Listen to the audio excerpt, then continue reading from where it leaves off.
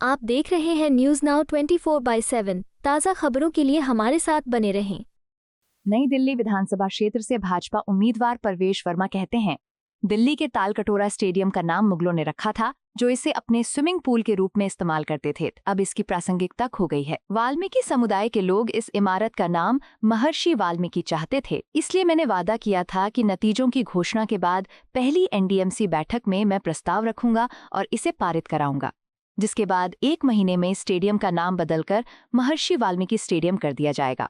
इमारतों का नाम वो हमारे भगवान के नाम से होना चाहिए, शहीदों के नाम से होना चाहिए। तो दिल्ली में बहुत बड़ा स्टेडियम है तालकटोरा स्टेडियम। अब उसको तालकटोरा कहते हैं क्योंकि वो जो है मुग़लों के काल में वहाँ पे स्विमिंग पूल होता था मुग़लों के लिए, उनके राजा वाजा वहाँ पे स्विमिंग पूल यूज़ करते थे, इसलिए उसका नाम हो गया तालकटोरा, जो कि कटोरे की शेप में होता था स्विमिंग पूल। अब कोई औचित्य नहीं था।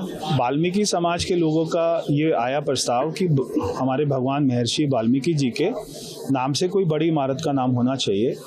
अब ये स्टेडियम इतना बड़ा है, पूरे दुनिया से लोग आते हैं, तो मैंने कहा कि यहाँ से 8 तारीख को कमल खिलते ही जो पहली एनडीएमसी काउंसिल की मीटिंग होगी उसमें मेरी तरफ से प्रस्ताव जाएगा और पहली मीटिंग में ही उसको पास किया जाएगा और वो सर्वसम्मति से पास होगा, क्योंकि उसमें अरविंद केजरीवाल जी तो सारे प्रस्तावों को रोक देते थे।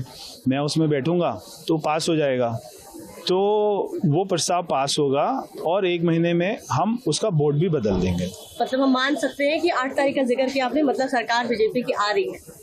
ये तो अरविंद केजरीवाल जी को भी मालूम है कि सरकार बीजेपी की आ रही है और वो नई दिल्ली से हार रहे हैं। सर, इसीलिए लगातार जो आरोप प्रत्यारोप का चल रहा है, कांग्रेस कहती है कि आप और बीजेपी एक है, आप कहती है कि बीजेपी और कांग्रेस एक है, और लगातार ये जो चल रहा है इस पर क्या कह रहे हैं आप?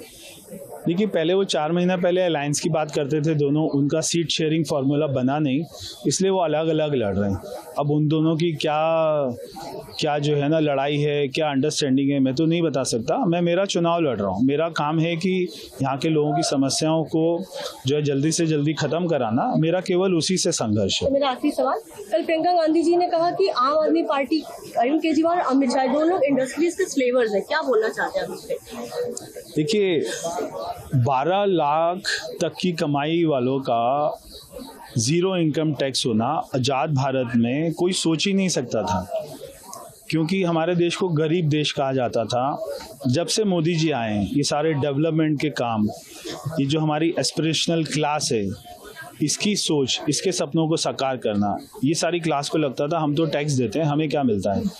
आज उसको टैक्स स्लैब से ही बिल्कुल निकाल दिया, तो 8 पे कमीशन आना, ये इतने बड़े बड़े आर्थिक रूप से कदम उठाए हैं देश में, जिससे जो है करोड़ों लोग आर्थिक रूप से मजबूत होंगे, आगे बढ़ेंगे। जब वो आगे बढ़ेंगे तो देश आगे बढ़ेगा। आपको यह वीडियो पसंद आया हो तो इसे लाइक करें, हमारे चैनल को सब्सक्राइब करें।